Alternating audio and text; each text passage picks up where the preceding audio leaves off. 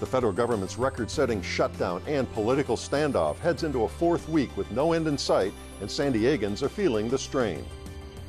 Meanwhile, we have a new governor with ambitious plans in Sacramento, 2 new members of the County Board of Supervisors, and 2 announced candidates for mayor of San Diego. I'm Mark Sauer. The KPBS Roundtable starts now.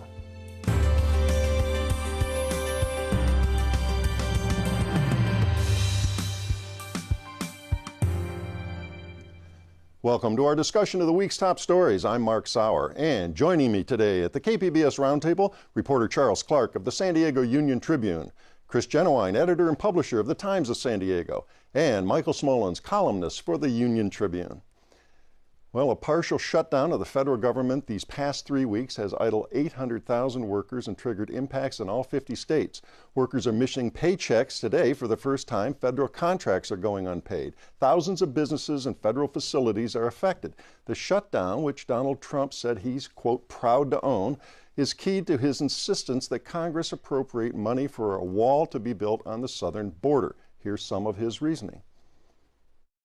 Over the years, thousands of Americans have been brutally killed by those who illegally entered our country, and thousands more lives will be lost if we don't act right now. All right, and Michael, the president said the wall is needed to end a, quote, growing humanitarian security crisis, as he referenced there. Is that really true? Well, there are a lot of problems along the border. Usually the reasons he gives for his wall really aren't going to be solved by the wall. I mean, he talks about these criminals, and these are horrific situations. They have happened. Changes need to be made, but probably more in immigration law and law enforcement strategy. Did these people, cross the border illegally? I don't know, but just throwing that out there. It's interesting. We've got this stalemate and government shutdown, and there's a way out of it. Everybody talks about this new wall on the southern border. Well, it would be new, but we have fences and walls here through almost hundreds of miles, right? 650, 700 miles. Right. They're ongoing, upgrading them, fortifying them, and even expanding them and so forth. It seems that there's a deal to be had. You could somehow alter that, make it sound new, and add in other border protections along with immigration, facilities and stuff like that. And I think both sides could come away with it. But what's happened here is both sides have really dug in. It's a wall or nothing for Trump, and the Democrats who have supported fencing in the past just are absolutely opposed to this. So that's where we're at right now. It's really it's a symbol of his candidacy. I mean, the wall was what you build. The wall was what you heard in rally after rally in 2016, and even more recently. So and Mexico was going to pay for it. And Mexico was going to pay for it, which he now says he never meant to say. Right. And when you fight over a symbol, it becomes really, really bitter. And the irony, and we know this living in San Diego, is there isn't a crime crisis in the border. San Diego, in fact, is the safest large city in America, both in terms of murder rate and overall violent crimes. If indeed there was a crisis on the border, you'd expect to see MS-13 on the streets, drug smugglers all over, and you don't see that. Well, and the big issue these days is the asylum seekers. That there's been a big, crunch of asylum seekers that are going through the system legally. The problem is that they're sort of being abandoned nowadays by the immigration authorities because they say they're overwhelmed with that. And in the past, they used to, help these people at least get started going to their sponsors. And now they've left to local officials to try to pick up the pieces here because, having lived through the hepatitis crisis, they don't know the health status of these people. They need to make sure they find them and have them checked out. Would they rather be spending their time on something else? Of course. And even, Republicans and Democrats on the County Board of Supervisors are upset with the federal government for not doing their job. It's really fallen on nonprofits here in San Diego to help these people. Something called the Rapid Response Network has come into being. It's led by Jewish Family Service, Catholic Charities, SEIU, the ACLU. They have a shelter in San Diego. They won't say where it is because they don't want any bad publicity for it. But they're handling about 100 people a day, mostly women and children. They give them food, shelter, medical checks, and then they get them bus tickets so they can get to family. But there is some good news for what they're doing.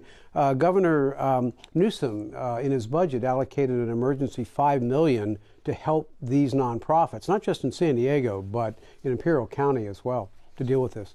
Now, Chris, I wanted to ask you about the Democrats. Of course, they now control the House of Representatives. How have they responded to Trump's claims about the need for a wall?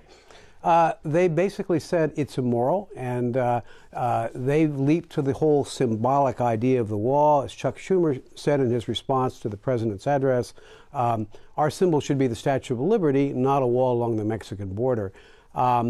You know, in the past, of course, both parties, people from both sides, have supported a fence. They've supported higher security.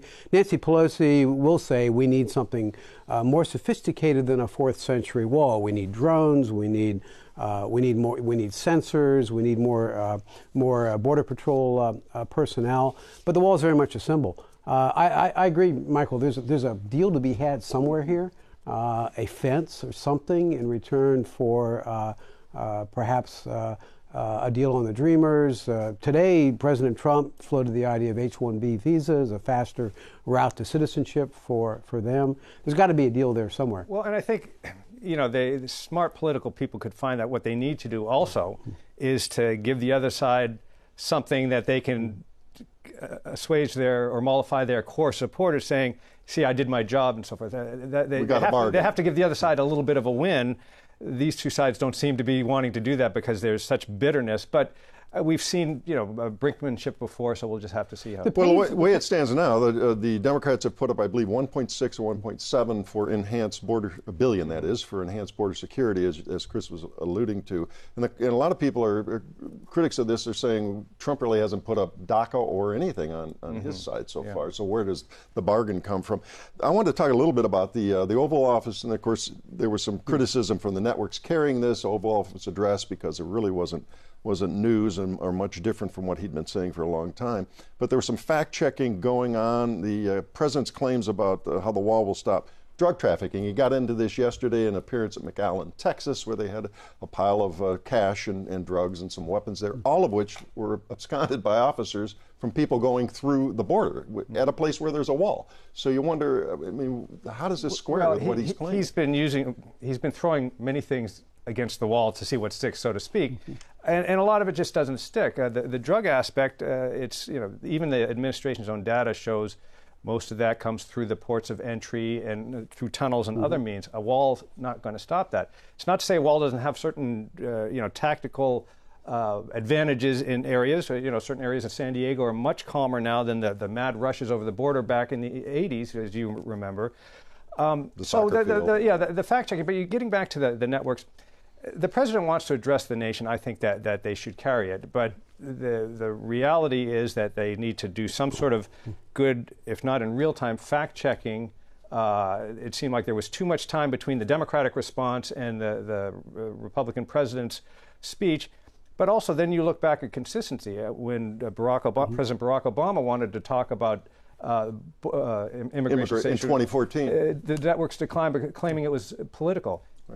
What could be more political than what Trump did the other day? So exactly. There's got to be some consistency there. Charles, I want to come to you in terms of the county, and we're going to get to some more specifics on the new faces there and what's happening. But we alluded to this earlier in terms of they have to pick up the slack on some of the failures by the government with this shutdown, with the asylum seekers and all. And are there grumblings down there among the county board of supervisors? Yeah, I mean, you know, certainly the county board very publicly expressed their dissatisfaction with the federal government and in particular the Trump administration. I mean, Supervisor Diane Jacob flat out said, you know, we wouldn't even be having this conversation if it weren't for President Donald Trump. In response, though, it did push them to act, you know, to essentially prevent what we talked about earlier, a potential public health crisis. And that's a primary goal of the county. Obviously, no one wants a repeat of the hepatitis crisis. So really, they broke it up and they took kind of 4 major measures that they passed. And we're going to get into some of those details in a minute. But speaking of crisis, Trump threatens to declare national emergency now as a way to maybe get out of this over illegal immigration and bypass congressional Democrats, talking about taking, well, tell me, where are they talking about taking money away from? Well, from the Army Corps of Engineers and even targeting some money that has been targeted, if not officially allocated for some flood and water projects in California and other states. Also talked about FEMA funds. What I think might happen here is that Trump seems to be leaning more towards doing that. a way out of this, not the best way, but is that he does that. Even some Democrats, surprising to me, don't think that's such a bad idea because they think it would be tied up in court. Trump would be able to say, see, I went around the Democrats and I got funding and these darn judges are holding me up now. And the government gets reopened. The government gets reopened, people can move on. Yeah. It sounds so simple, but is that good government? Of course not. But there's a bigger concern actually from conservatives that this use of executive power really opens up, can go down a rabbit hole. Or in a couple of years, President Kamala Harris might talk about emergency so they're very concerned about for greenhouse gases. And I should note that during this week, a new report shows alarming ocean warming here, spike in U.S. greenhouse gas emissions after several years of a downtrend here. A lot of people would say we do have a crisis here, and it's not the border; it's global warming. Democratic president could declare a national emergency. Exactly right. Shut down, polluting plants. Who knows? And that's the slippery slope. All right, we're going to shift now from the federal down to leadership in Sacramento. Gavin Newsom, new governor, sworn in this week after 8 years of the Brown administration. He immediately went after Donald Trump, and here's what some of the new governor said about Trump. There's an administration in Washington that is clearly hostile to California values and California's interests. California has always helped write America's future. And we know the decisions we make would be important at any time. But what we do today is even more consequential because of what is happening in our country. All right, so Governor of California blasting a Trump administration, maybe that's not also new, but what are some of the new things he is going to tackle? Trump being hostile to California, a lot of California politicians have been hostile to Trump. Absolutely, and lawsuits. The budget's very interesting. It's an expansive budget. Times are good in California. There's just a windfall of unexpected or unanticipated tax revenue. So he's putting a lot of money towards, or proposing a lot of money towards, schools, higher education, tax credits for the less fortunate and low income. But the two key things that are really interesting are in healthcare and housing. He wants to expand Medi-Cal to include more unauthorized immigrants. Right now, if you're up to 19, you can qualify. He wants to expand that to 26. That's very controversial. Housing is a huge problem. During his campaign, he talked about needing 3.5 million housing units in the next 7 years, which California, I don't know, has ever built at a rate like that. Yeah, it's like quadruple the current rate. Boom days. But what he has done here is taken the carrot and stick approach with local governments that if they don't build according to what their plans say they need and should, he's threatened to withhold transportation funds, which is huge because right now cities have to provide a plan to deal with population growth. And those plans sit on shelves because there's no teeth to enforce them. He wants to do something like that. Even some Democrats are real leery about that. Yeah, that's a real switch. It is a real switch. But what it might do is address the NIMBYism that holds back a lot of housing construction now in California. It's a very expensive state to live in. It's driving out people because of that. And he actually, it was interesting looking at the response from State Senator Patricia Bates, who basically said she liked the initial budget. I mean, she had some concerns, but she liked the idea. So it's the first time in a while, I think, we've seen that kind of bipartisan welcome for a gubernatorial budget. One other thing that he did that got the Republicans to be happy was to increase the rainy day fund and to put some money toward paying down the unfunded CalPERS and CalSTRS pension funds. So obligations, in many ways, he was expressing a desire to move California into the future with preschool education, with building more houses, with increasing the health care for all. But at the same time, he was saying we have to do this on a strong financial foundation. Yeah, so how are we going to pay for all this? Well, it's interesting because there's a lot of money now, and there is money going into some ongoing things, like we mentioned, education, where California in the past has gotten into problems is they've had a big bump in surplus, and they've really bolstered or created ongoing programs and created new programs. When the economy turns bad, they're holding the bag and they have to pull back on those. There's a lot of one-time funding in this. A lot of the housing stuff is one-time funding. He's been able to do all this and still keep that big surplus that Chris mentioned. So he believes, he said, and I haven't checked it, that in a way that this is more financially astute than what Governor Brown did, who was pretty tight-fisted in his own way in terms of making sure that fund was there. And inherited a whole different situation. Correct. And let's face it, that the economy is good, but I think a lot of this is also due to Governor Jerry Brown. He got taxes raised and got them to people to lift the sunset, so they're here until they remove them. And created that big surplus, correct, too. Yeah. Exactly. Well, I did want to shift now back to county politics. And Charles, tell us about, we got 2 new members of the county board coming on this week. Start with Nathan Fletcher. He's probably gotten more publicity so far than Jim Desmond. Well, let's start with Fletcher. Right, certainly. Nathan Fletcher is obviously a very well-known name in San Diego County. Former assemblyman, at the time a Republican, then became a Democrat. He ran for mayor twice and lost, then turned to the private sector before coming back to run for county supervisor again. On the campaign trail, he really was a very vocal proponent of being this change on the board and pushing more aggressively for the county government to attack issues that, frankly, people view as plaguing them for a long time, be it homelessness or the housing crisis, both of which are priorities of Supervisor Fletcher's. And then Jim Desmond, and we'll get to Michael in a second. You had a column on him today, but introduce us to him. Right. So Supervisor Desmond is the former mayor of San Marcos and an airline pilot.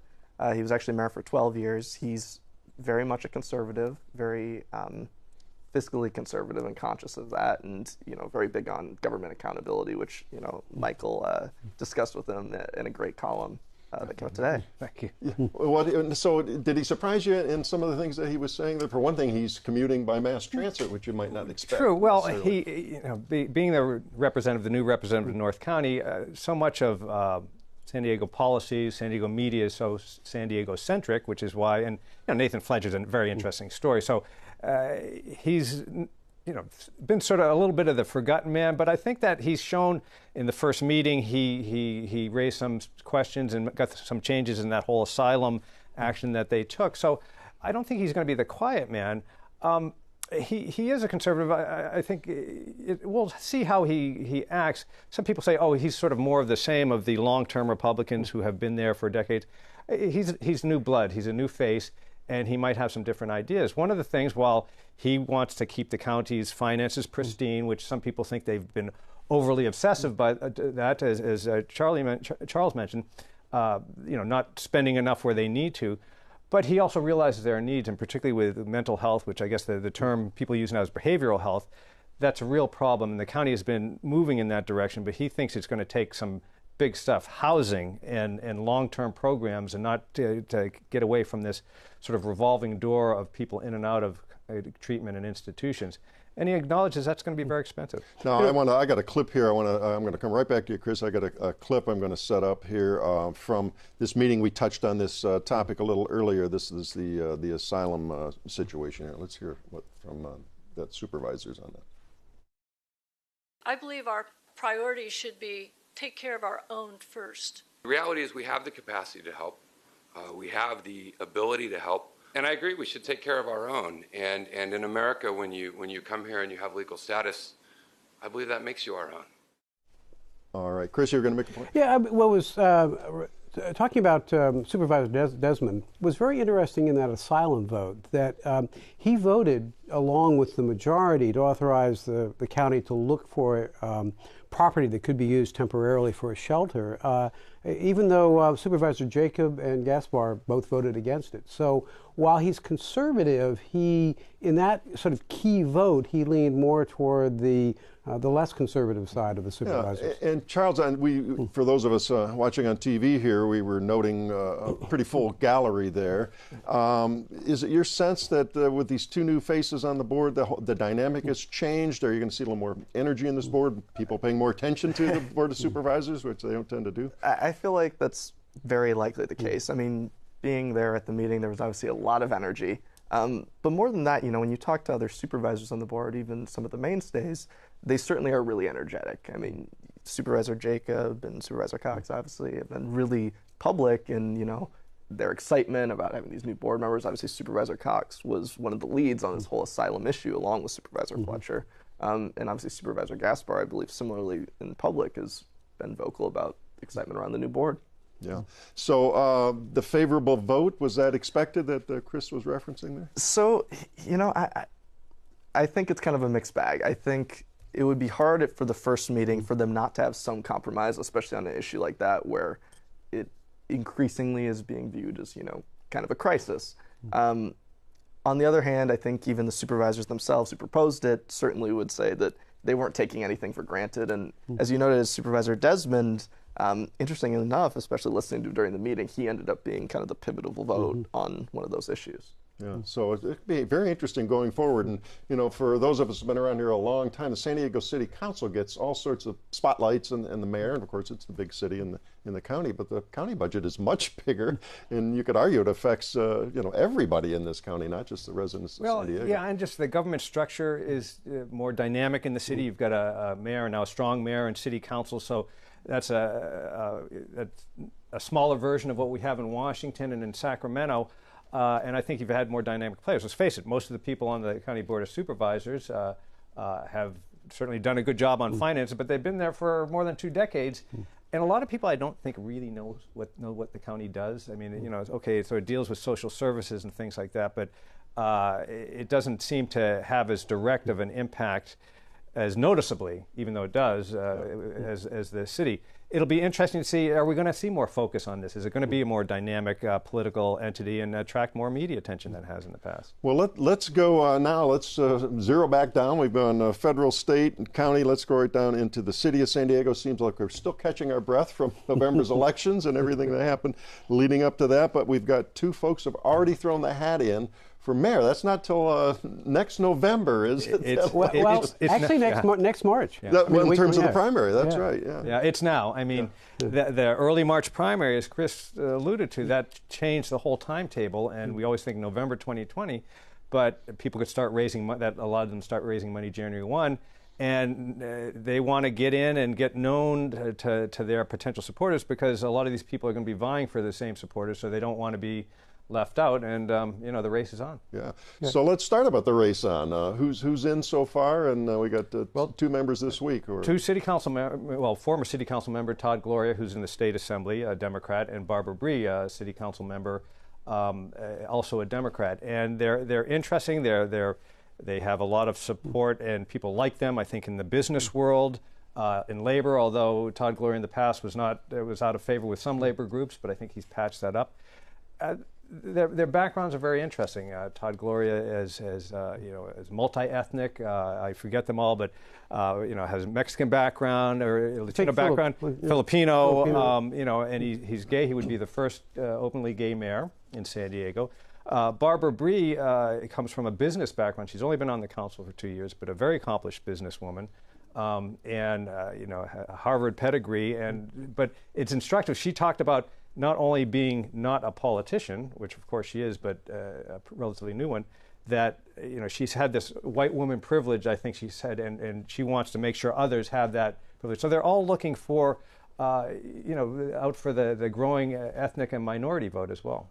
Bree's background is very similar in some ways to Gavin Newsom. Newsom was, of course, an entrepreneur before he entered politics. He developed a chain of wine stores in the San Francisco Bay Area, and Barbara Bree's background is pro-flowers, working for Connect. She started a online news site, San Diego News Network, with her husband Neil Centuria, and I worked for them at that news site. So very interesting background. But she also started about the same time as San Diego News Network, Run Women Run, which was an effort locally to get more women involved in politics. And I think we've seen that with more and more women running for various offices throughout San Diego County. Gloria, one interesting thing about him is the unique bills that he has sponsored in Sacramento. The new gun training law that was signed into law by Governor Brown. More recently, that effort on the wild horses that were going to be slaughtered in an effort to save them. So he brings sort of an interesting focus on policy as opposed to the day in, day out politics. Well, and on the San Diego City Council, he was one of the lead advocates for the minimum wage increase within the city of San Diego. He also was a big backer of the climate action plan. So, and also, let's not forget, he was the acting or interim mayor for a while after Bob Yeah, he had Filner the job resigned. for a while. He was council president, was sort of elevated when Bob Filner resigned during matter the of months. sexual harassment Long scandal. period. And really, when was lauded across the spectrum throughout the city. I think also that happened after he decided not to run in the replacement race, but most people thought he did a pretty good job. All right, a few seconds left. Other candidates, Scott Peters may get in, the congressman, a Republican side? Well, that's pretty slim pickings. It's become a increasingly Democratic town. People still talk about Mark Kersey, Republican city council member, but the one everybody's really looking at is Shelley Zimmerman, the former police chief. She's a registered nonpartisan, but the Republican or the business, that power structure really does like her, and she's very close with Mayor Faulkner. All right, plenty of stuff to look at as we move forward here and head toward that March primary here in California. Well, that does wrap up another week of stories at the KPBS Roundtable. I'd like to thank my guests, Charles Clark of the San Diego Union Tribune, Chris Genowine of the Times of San Diego, and Michael Smolens, also of the Union Tribune. And a reminder, all the stories we discussed today are available on our website, kpbs.org. Thanks for joining us today, and join us again next Friday on the Roundtable.